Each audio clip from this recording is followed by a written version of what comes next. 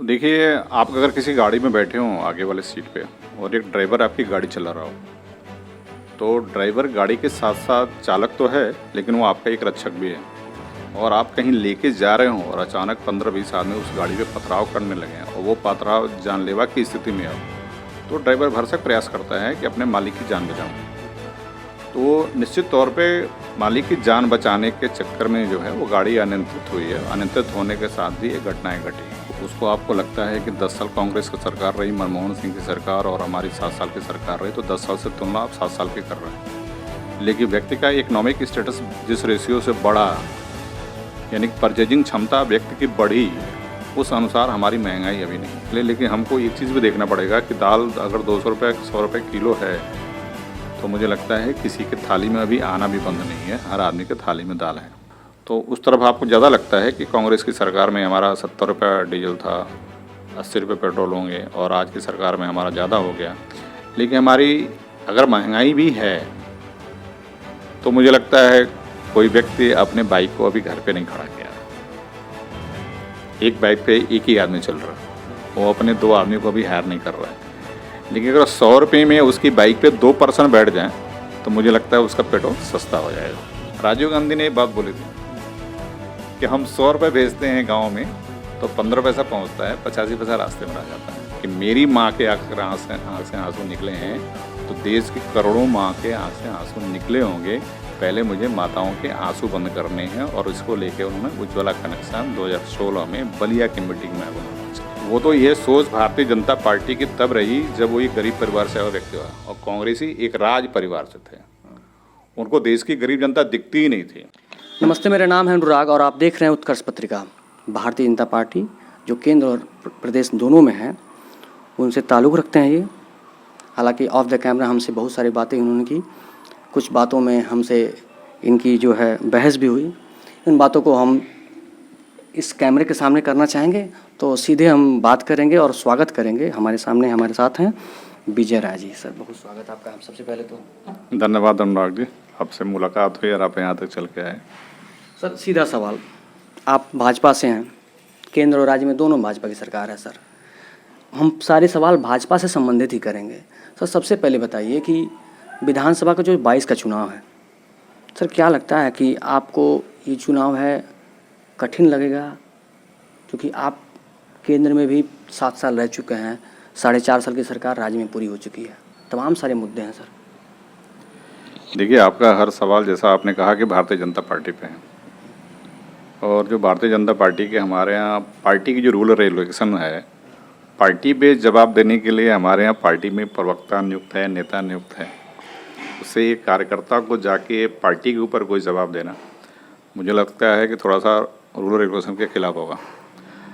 बाकी रहा देश पे, प्रदेश पे, चुनाव पे, रिजल्ट पे, तो आपके हर सवाल का जवाब देने को तैयार बैठा। सर, पहला ही सवाल मैं आपसे पूछना चाहूँगा, अभी एकदम हालिया मुद्दा लखीमपुर खीरी में एक कांड होता है, और उस कांड में सर तमाम सारे 8 के आसपास जो है किसान मारे जाते हैं, उसमें कुछ भाजपा के कार्यकर्ता भी मारे गए। सर, पूरी घटना पे सर आपका क्या कहना है? देखिए, आप अगर किसी गाड़ी में बैठे हों आगे वाले सीट पे और एक ड्राइवर आपकी गाड़ी चला रहा हो, तो ड्राइवर गाड़ी के साथ साथ चालक तो है, लेकिन वो आपका एक रक्षक भी है। और आप कहीं लेके जा रहे हों और अचानक 15-20 आदमी उस गाड़ी पे पथराव करने लगें, और वो पथराव जानलेवा की स्थिति में हो, तो ड्राइवर भरसक प्रयास करता है कि अपने मालिक की जान बचाऊँ। तो निश्चित तौर पे मालिक की जान बचाने के चक्कर में जो है वो गाड़ी अनियंत्रित हुई है। अनियंत्रित होने के साथ भी ये घटनाएं घटी हैं वहाँ पे। लेकिन सर, फिर ये उस बात का एक्सक्यूज क्या निकलता है सर कि सरकार के जो सरकार में है, उनके पिताजी जो है अजय मिश्रा गृह राज्य मंत्री भी हैं, इस मामले में सर कोई गिरफ्तारी नहीं हुई। कोई जो है 24 घंटे बाद जब मीडिया का दबाव पड़ता है तब केस दर्ज होता है, तमाम सारी बातें आती हैं सामने। आप उसको ये इस व्यू से न देखिए कि वो एक मिनिस्टर के बेटे हैं और बड़े मंत्री हैं। आप उसको राजनीति से जोड़ रहे हैं, लेकिन स्वाभाविक एक एक्सीडेंट है। आपके साथ भी अगर कोई एक्सीडेंट होगा किसी के साथ, तो मुझे लगता है गिरफ्तारी तुरंत आपकी नहीं हो पाती है, गाड़ी की हो जाती है, ड्राइवर की हो जाती है। लेकिन जो उसमें बैठा हुआ ऑनर है, वो कहीं उसमें से दोषी नहीं है। ठीक है सर, तो ये बात सवाल आ जाती है फिर लॉ एंड ऑर्डर की। प्रदेश में आपकी सरकार है, योगी जी जो है प्रशासन और शासन पे बड़े सख्त नज़र आते हैं, फिर आखिर लॉ एंड ऑर्डर कैसे टूट गया सर? इतने हज़ार सैनिक, इतने हज़ार किसान, माफ़ कीजिएगा, इतने हज़ार किसान वहाँ पे एक साथ कैसे इकट्ठे हुए? वो तो परमिटेड थे, मुझे लगता है, तो सरकार से परमिशन लेकर हमने आंदोलन के लिए बैठे हुए थे। तब लखीमपुर की में हज़ारों की संख्या में किसान पहुँचे थे, जहाँ पे सर वीवीआईपी कार्यक्रम था मुख्यमंत्री जी का, उप मुख्यमंत्री जी का। देखिए वो सब तो वहाँ किसान की आ रही है, तो मुझे लगता है वो प्रशासन परमिशन लेके वहाँ पे आए हुए हैं, वहाँ बैठे हुए थे। सर दूसरे मुद्दे पे, जैसे हमने ऑफ द कैमरा आपसे काफ़ी सारी बातें की, उसी पे सवाल करते हैं सर। जब सर महंगाई की बात आती है तो सरकार और सरकार से जुड़े हुए लोग कहते हैं कि महंगाई नहीं है। क्या वाकई महंगाई नहीं है? महंगाई है। कंपेरिजन आप करते हैं कि विगत हमारे 7 वर्षों में जो हमारी महंगाई वो किस रेशियो से हुई, तो उसको आपको लगता है कि 10 साल कांग्रेस की सरकार रही, मनमोहन सिंह की सरकार, और हमारी 7 साल की सरकार रही, तो 10 साल से तुलना आप 7 साल की कर रहे हैं। लेकिन व्यक्ति का इकोनॉमिक स्टेटस जिस रेशियो से बढ़ा, यानी कि परचेजिंग क्षमता व्यक्ति की बढ़ी, उस अनुसार हमारी महंगाई अभी नहीं है। सर हमारी जो खाने वाली वस्तुएं हैं, जो हम जिसका डेली कंज्यूम करते हैं, हम पेट्रोल डीजल पे तो बात करेंगे उस पर, लेकिन खाने वाली जो वस्तुएं हैं जिसमें दाल, तेल और ये इसेंशियल चीज़ें आती हैं, गैस के भी दाम बढ़े हैं, इस पर सर सरकार को कंट्रोल करना चाहिए, क्योंकि आम आदमी की जेब पे काफ़ी इसका असर पड़ा है। बहुत सारी चीज़ें हैं सर जो सामान्य रूप से बहुत ज़्यादा महंगी हुई हैं, और जो हम जिस पे खाना बनाते हैं, सरकार ने जो उज्ज्वला गैस दिया है, इन गैसों के दाम में भी लगातार वृद्धि हो रही है। अभी हाल ही में फिर गैसों के दाम वृद्धि हुई। देखिए रही बात आपकी खाद्यान्न तेल पे और हमारे दाल पे, तो निश्चित तौर पे कहूँगा कि विगत 2 वर्षों में जो प्रदेश और देश में हमारी बरसात की जो औसत सीमाएं बढ़ी हैं, उसकी वजह से हमारे पैदावार घटे हैं, और जिस भी कंट्री में हमारा कंजम्पशन की अपेक्षा हमारे जो एसेंशियल चीज़ों की उपलब्धता कम होगी, उसके प्राइस अपग्रेड करते हैं। तो उसके पहले आपने देखा होगा कि इस बार बरसात में जो हम 100 साल का रिकॉर्ड तोड़े, 50 साल का रिकॉर्ड तोड़े, 27 साल का रिकॉर्ड तोड़े, इसके पहले कभी नहीं हुआ। और सबसे बड़ी चीज़ है क्या है कि हम विगत 1.5 वर्षों से तो कोरोना की मार झेल रहे हैं। तो ये सब चीज़ें रही हैं, उन चीज़ों को थोड़ा सा ऊपर चले जाने के लिए। लेकिन हमको एक चीज़ भी देखना पड़ेगा कि दाल अगर 200 रुपये 100 रुपये किलो है, तो मुझे लगता है किसी के थाली में अभी आना भी बंद नहीं है, हर आदमी के थाली में दाल है। और अगर वह प्रोटीन की चीज़ है तो सरकार जो है आंगनबाड़ी के माध्यम से बच्चों के घरों में दाल दे रही है, ताकि उनके घर के लोग बना के बच्चों को दे सकें, खिला सकें। ज़मीन पे सर पहुंचता है वो दाल? बिल्कुल पहुंचता है सर, हर गांव में? हर गांव में पहुंचता है। ठीक है सर। अब अगला सवाल बड़ा महत्वपूर्ण है, महंगाई का मुद्दा, जिसको पेट्रोल हम डीजल की बात कर रहे हैं। सर लगातार पेट्रोल डीजल के दाम जिस तरह से बढ़े हैं, मात्र 6 महीनों में 100 के पार हो गया पेट्रोल। सर आखिर कंट्रोल क्यों नहीं हो पा रहा सरकार का उस पर? सरकार का उस पर पूरा कंट्रोल है, लेकिन हम ये विचार कर रहे हैं कि पेट्रोलियम को हम जीएसटी के अंदर लेके आएँ कि नहीं है।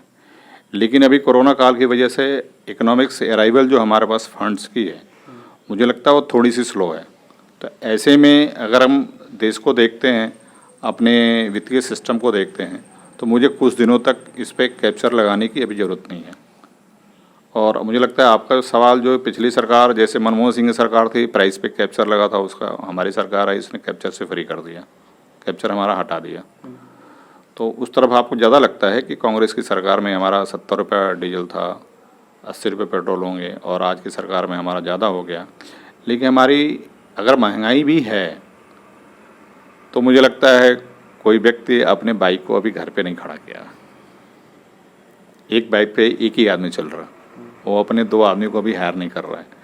लेकिन अगर 100 रुपये में उसकी बाइक पे 2 पर्सन बैठ जाएं, तो मुझे लगता है उसका पेट्रोल सस्ता हो जाएगा। बड़ा सटीक जवाब दिया आपने। अब सबसे सर उसी से संबंधित महत्वपूर्ण सवाल, सर जो सरकार जो है प्राइवेटाइजेशन की ओर बढ़ रही है धीरे धीरे, कंपनियां जो है लगातार अखबारों में खबरों में आता है कि बड़ी बड़ी कंपनियां बिक गई, जिसमें रेलवे और एयरपोर्ट और तमाम सारी चीज़ें थीं। सरकार इसको बेचने का या फिर प्राइवेटाइजेशन करने का क्या कारण है सर? जैसे मेरी जो अपनी जानकारी है, जो विकसित राष्ट्र हैं, जैसे मुख्य तौर पे दुनिया में सबसे शक्तिशाली राष्ट्र अमेरिका को देखा जाता है, और हमसे पहले से लोकतंत्र वहाँ का पुराना है। लेकिन आज के डेट में अमेरिका में देखिए कोई भी उद्योग नहीं चलता, कोई भी प्रोडक्शन वहाँ नहीं होता। पूरा अमेरिका अब आप घुमाएंगे, एक धुआं वहाँ नहीं निकलता। तो मेरा अपना मानना है कि अगर हम दूसरों की प्रगति को भी देखते हैं तो उस हिसाब से किसी भी सरकार का व्यवसाय करना सरकार का काम नहीं है। सरकार का काम है नीतियाँ बनाना देश के लिए और नीतियों को एक्सिक्यूट करना। वो फैक्ट्री चलाएगी, वो कपड़ा बनाएगी, वो पेट्रोलियम का उत्पादन करेगी, तो कहीं न कहीं हम मुख्य जो हमारी बिंदु है जहाँ मैं जो मुझे कंसंट्रेट होना चाहिए जिस पे काम करने के लिए, सरकार वहाँ से जो है उसका कंसेशन जो है वो डाइवर्ट हो जाता है उस पर। तो मैं तो इसका समर्थक हूँ व्यक्तिगत तौर पे। सर पर कैपिटल जो इनकम है वहाँ ज़्यादा है, हमारे वहाँ बहुत कम है सर। अगर आप उससे फ्री होंगे, व्यवसाय से नीतियाँ बनाएंगे, नीतियों को एक्सिक्यूट करेंगे और देश की संपूर्ण व्यवसायी और व्यवसाय करने वाले लोग जब हम उनकी इनकम्स पे जो सरकार के टैक्सेशन है जो प्रॉपर रूप में अगर मेरे पास आने लगेगा तो मुझे लगता है कि हम भी एक संपन्न राष्ट्र के रूप में होंगे। यानी 60 सालों में हमारे देश में कोई नीतियाँ नहीं बनी थी। अब इस पे बहस करूंगा तो मुझे लगता है एक पॉलिटिकल पार्टी में मुझे बात करनी पड़ेगी। मैं बात मेरी ये है कि सर पिछले 60 सालों में देश में अन्य जो है जिसमें जो है जनता पार्टी की भी सरकार, आखिर उन्होंने भी नीतियाँ बनाई हैं जो तमाम सारे विकास के कार्य हुए हैं देश में, पहले भी 2014 से पहले भी हुए विकास के कार्य। आप मानते हैं इस बात को? देखिए, कांग्रेस के बारे में कही जाती है, एक स्लोगन है कि कांग्रेस की जो नीतियां रही हैं वो बहुत ख़राब रही हैं। नीयत जो है मैं नहीं कह सकता उसकी ख़राब रही है, लेकिन नीतियां तो निश्चित तौर पर ख़राब रही हैं।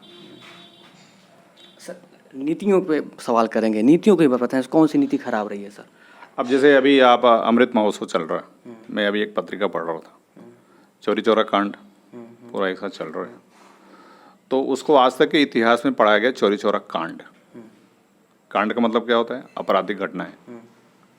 चौरी चौरा को कांड को अपने कांड शब्द से बता दिया कि आपराधिक घटना वहाँ घटी, जबकि वो जन विद्रोह था। आपने कांग्रेस ने कह दिया कि वहाँ जातिगत लड़ाई हुई, जबकि वो गलत था। हम तो जनता ने वहाँ पे वो जो फिरंगी थे उनके सिस्टम पे आकर के हमने जन विद्रोह किया था। उसमें सर बताया गया कि सर जो है पुलिस स्टेशन में आग लगा दिया गया था। लेकिन क्यों? हमें उसके रीजन पे जाना पड़ेगा, और जो हमारा रीज़न था उसमें आग लगाने का या वहाँ आंदोलन करने का, वो हमारा सही था, कोई एक कांड नहीं था वो। तो सर किसी को भी मारना वो तो अपराध है सर। माना कि आपके पिताजी ने अगर आपको 4 बीघे खेत बनाई और आपका बगल वाला या दूसरी जगह का आदमी आके धनबल के साथ आपको खेत को कब्जा कर रहा है और लाइन ऑर्डर आपके हाथ में नहीं है, तो आप क्या करेंगे? अपने खेत को बचाएंगे? सत्याग्रह करके सर छोड़ देंगे? गांधी जी ने सर सत्याग्रह बताया था। आपके हाथ में नहीं है। गांधी जी का सत्याग्रह आंदोलन उसी समय चल रहा था जब चौरी चौरा कांड हुआ, घटना घटी उस समय। और आपने देखा होगा कि गांधी जी उस घटना से आहत होकर के 5 दिन उपवास पर रहे, उन्होंने वहीं छोड़ दिया और सत्याग्रह आंदोलन उन्होंने छोड़ दिया। उस समय छोड़ा उन्होंने जब पूरा देश, मुझे लगता है हर जनता के अंदर उबाल था सत्याग्रह के प्रति कि नहीं, हमको गांधी जी का जो आंदोलन है उसमें हमको शरीक होना है। और मुझे लगता है उस वक्त पे गांधी जी का सत्याग्रह आंदोलन छोड़ देना ये देश के साथ दुर्घटना है। गांधी जी अहिंसा को मानते थे, उनको ये महसूस हुआ कि जो ये जो घटना हुई है वो गलत हुई है। ये गांधी जी के अपने विचार थे। सर कांग्रेस का एक आरोप बता रहा हूँ सर, कांग्रेस के पार्टी के तमाम सारे नेताओं से हमने बात की, उन सब ने ये आरोप लगाया कि भाजपा केवल कांग्रेस की ही नीतियों को, कांग्रेस की योजनाओं को नाम बदल के लेके आती है, उनके पास कोई अपनी योजना नहीं है, वो कोई नई योजना लेकर नहीं आया। पहला सवाल सर। और दूसरा सवाल ये, आखिर कौन सी ऐसी नीति है जो भाजपा देश के विकास में काम करना के लिए, योगदान के लिए यह लेकर आई है और वो काम कर भी रही है? 2 सवाल सर। जैसे आपका जो क्वेश्चन है इस पे भारतीय जनता पार्टी से जो अधिकृत वक्ता और प्रवक्ता हैं, नहीं सर आप ये बताएं, सिर्फ इतना बताएं कि सर आखिर आपको ये लगता होगा कोई ऐसी योजना कांग्रेस के ज़माने में रही होगी, वही योजना क्या भाजपा में है? क्या भाजपा ने कोई नई योजना लेकर आई है? हम आपसे एक योजना की बात करेंगे जो वर्तमान में प्रधानमंत्री आवास योजना चल रही है, और हम आवास योजना नहीं थी, अभी चल रही है, और उज्ज्वला योजना चल रही है। ये पहले हमारी उज्ज्वला योजना नहीं थी, इंदिरा गांधी आवास योजना के नाम पे चलती थी। मैं जिस ब्लॉक का ब्लॉक प्रमुख हूँ, इसमें 2005 के पहले 2005 पहले हम वहाँ के ब्लॉक प्रमुख हुए थे। उसके 1 ईयर विगत वर्ष में 11,000 लोगों को घर दिए गए थे इंदिरा आवास के माध्यम से, और मुझे लगता है 11,000 में 1,000 लोगों के घर बने होंगे, 10,000 लोग वैकेंट हैं। पैसे उनके खाते में पेमेंट हुए, खाते में पेमेंट हुआ, पैसे उनके खाते में पेमेंट हुए, लेकिन वो घर नहीं बनाए। उनके घरों पे जाइए तो वो कहते हैं कि हमको अगर 50,000 मिला तो 25,000 हमारा कर्मचारी ले लिया। तो आप योजना लेके तो आते थे, लेकिन योजना का अक्षरशः इम्प्लीमेंटेशन जो था आपका वो खराब था। वो भ्रष्टाचार के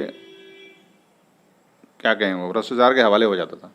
और इसका सबसे बड़ा प्रूफ क्या था, राजीव गांधी ने एक बात बोली थी कि हम 100 रुपये भेजते हैं गांव में तो 15 पैसा पहुंचता है, 85 पैसा रास्ते में रह जाता है। जो कांग्रेस के लीडर थे, कांग्रेस के प्राइम मिनिस्टर थे, उन्होंने स्वतः स्वीकार किया था भ्रष्टाचार के जो। और आज प्रधानमंत्री आवास योजना जिसको मिल रही है, आप उसके घर पे जाइए, स्वयं देख सकते हैं कि अक्षरशः कंप्लीट पूर्णता बन के तैयार हो रही है। उज्ज्वला योजना, एक मोदी जी भी मीडियम क्लास के गरीब परिवार से आए हुए व्यक्ति हैं।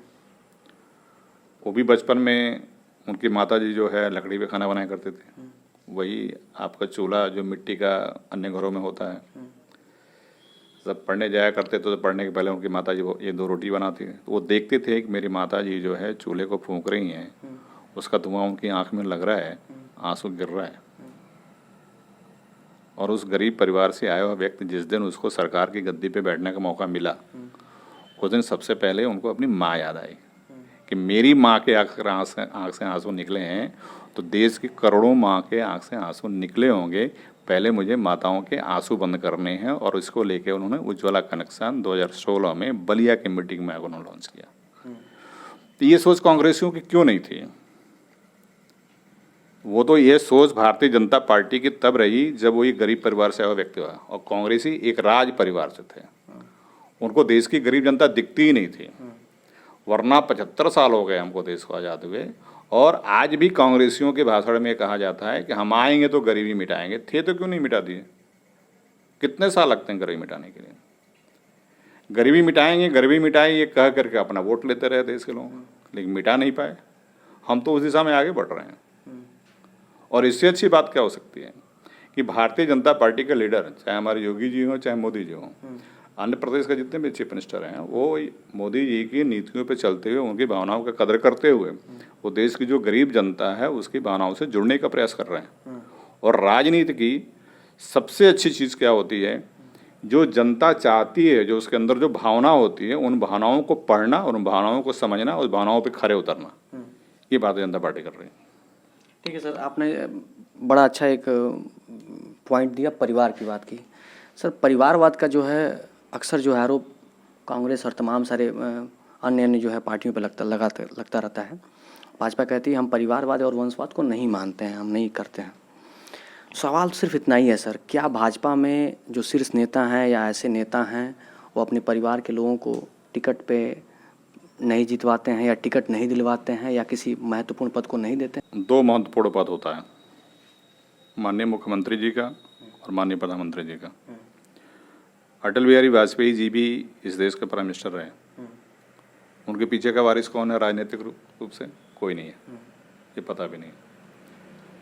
माननीय नरेंद्र मोदी जी हैं, उनके नहीं रहने पे उनके पीछे का वारिस कौन होगा? कोई दिखता नहीं।